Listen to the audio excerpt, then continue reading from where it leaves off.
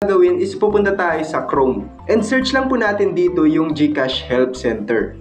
GCash Help Center and go lang po natin yan. Then pupunta lang po tayo dito sa GCash Help Center.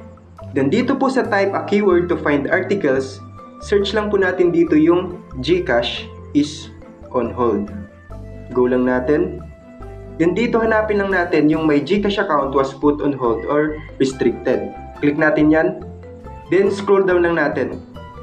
Then dito nga po makikita natin yung 3 reasons kung bakit na hold yung ating GCash account. So yung una po dyan is kapag na-deactivate yung ating account. So dito nga po, may encounter natin yung GCash account is on hold kapag naka-receive tayo ng email about account deactivation.